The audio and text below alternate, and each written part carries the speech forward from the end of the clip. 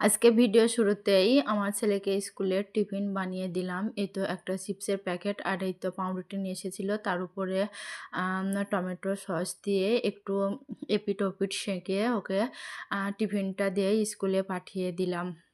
আমি মানুষটা সবার প্রয়োজনে সীমাবদ্ধ, কারোর প্রিয়জন হয়ে ওঠার সামর্থ্য আমার নেই। অভিনয় আমিও শিখে গেছি, তবে কাউকে ঠকানোর নয়। নিজেকে মিথ্যা সান্ত্বনা দিতে কষ্টে আছি প্রমাণ করার চেয়ে সুখে আছি অভিনয় করা সহজ। কাকে বিশ্বাস করব? কিছু মানুষ তো চোখ মুছতে মুছতেও মিথ্যা কথা বলে। ঠকে ঠকে এই পর্যায়ে এসে পৌঁছেছি যে নতুন কেউ ঠকাতে এলে হাসি পায়। যে যেখানে জীবনে বেঁচে আছি এটাই অনেক, সেখানে ভালো থাকা তো বিলাসিতা। শখের জীবনই আমারও ছিল, কিন্তু হেরে গেছি পরিস্থিতির কাছে। নিজে সৎ থাকলেও ঠকে গেলে শান্তি লাগে। চায়ের কাপে ভেজানো বিস্কুট একটাই শিক্ষা দেয় যে কারো প্রতি এতটাও ডুবে যেও না যাতে নিজেকেই ভেঙে পড়তে হয়। আমরা যার যত্ন বেশি নেই প্রায় তারাই আমাদের ভুল বোঝে। যখন মায়া বাড়িয়ে লাভ হয় না তখন মায়া কাটাতে শিখতে হয়। স্বপ্ন পালিয়ে যায় ঘুম ভেঙে গেলে, আর মানুষ পালিয়ে যায় তার স্বার্থ ফুরিয়ে গেলে। লোকে ঠিকই বলে পৃথিবীতে কেউ কারো নয়, কিছুটা মায়া বাকিটা অভিনয়। পৃথিবীতে সব কিছু বুঝতে সময় লাগে, কিন্তু ভুল বুঝতে এক মুহূর্তই সময় যথেষ্ট। শীতের সকালে আমার সাজানো গোছানো কাজ, অল্প কিছু সময় কাজ করে সারাদিন ফ্রি। আসসালামু আলাইকুম, সবাই কেমন আছেন? আশা করছি সবাই ভালো আছেন ও সুস্থ আছেন। আমি শিল্পী, আমি নদিয়া জেলা ছোট্ট একটা গ্রামে থাকি। আবারও নতুন একটা দিনের নতুন একটা ব্লগ ভিডিও নিয়ে চলে এসেছি আপনাদের মাঝে। আশা রাখছি আজকের ভিডিওটি ভালো লাগবে। ভিডিও শুরুতেই দেখিয়েছি ছেলেকে স্কুলে পাঠিয়ে দিয়ে আগে রান্নাটা করে নেব, তো তারপর বাকি কাজ।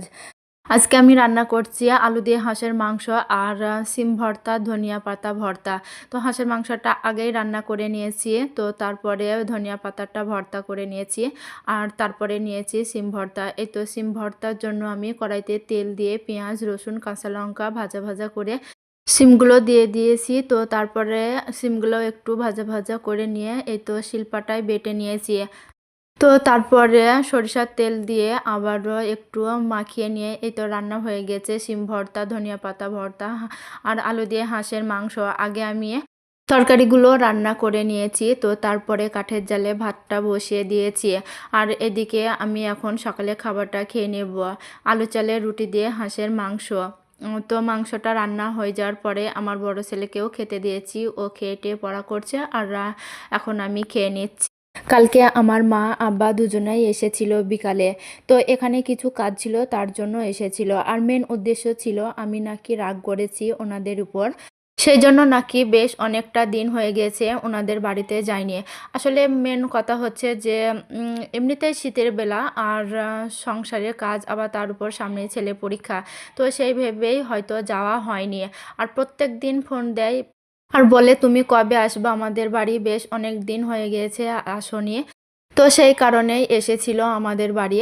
আর আমি তো প্রত্যেক দিন সন্ধ্যাবেলায় ফোন করি, তাই না? তো পরশুদিনকে সন্ধ্যাবেলায় ফোন করেছিলাম, তো কথা বলেছিলাম। তো বলেননি যে আমরা যাব তোমাদের বাড়ি।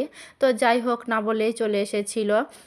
আর সাথে করে এনেছিল হাঁসের মাংস আর আলু চালের রুটি। তো চালের রুটি যেহেতু মা তৈরি করে এনেছিল, আর হাঁসের মাংসটা ফ্রিজেই ছিল, বরফ করে নিয়ে এসেছিল। আসলে আমার বোন যেদিন গিয়েছিল সেদিনকে আমার মা হাঁসের মাংস রান্না করেছিল, তো আমার জন্য রেখে দিয়েছিল, আমি যেদিন যাব সেদিন রান্না করব। যেহেতু আমি আর যেতে পারিনি, ওই জন্য ওনারা মাংসটুকু আর রান্না করেননি, আমার জন্য কাঁচাটাই নিয়ে এসেছে। হঠাৎ করেই এইখানটায় মানে আমাদের এই তনিপুর গ্রামে ওনাদের দরকার পড়েছিল, তো তার জন্য এসেছিল। আর ওই জন্য মাংসটা আর রান্না করে নিয়ে আসতে পারিনি, কাঁচাই নিয়ে এসেছিল।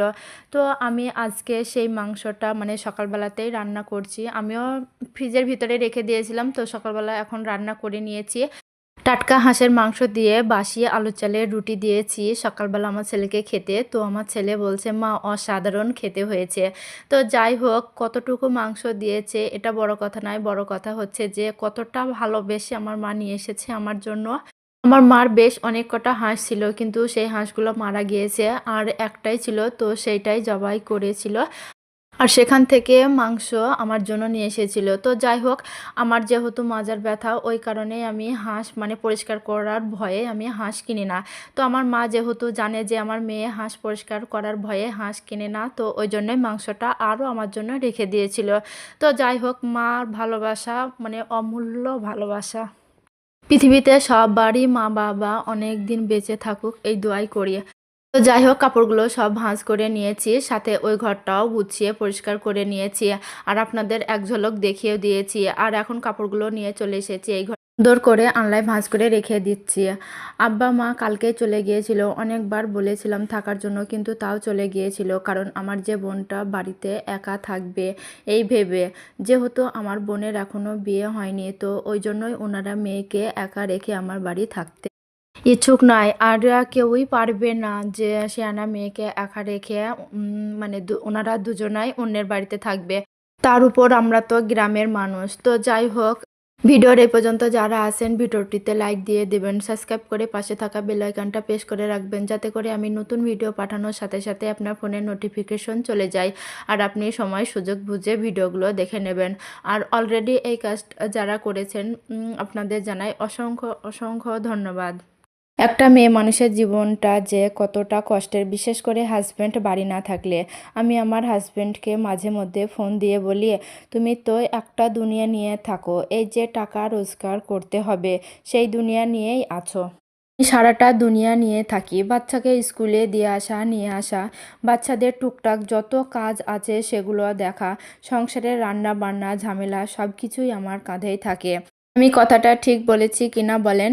আমার কাছে কি মনে হয় জানেন?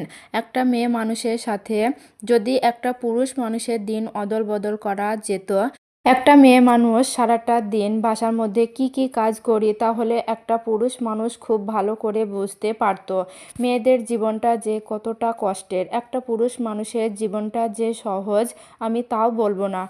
পুরুষ মানুষের জীবনটা আরও বেশি কঠিন, কারণ তার কাঁধে পুরো সংসারটার দায়িত্ব থাকে। একটা পরিপাটি ভালোবাসা সংসারের পিছনে নারী পুরুষের দুজনারই অনেক বেশি স্যাক্রিফাইস থাকে। দুজনারই ভালোবাসা ও সমঝোতার মাধ্যমে সংসারটা অনেক বেশি সুন্দর হয়ে থাকে।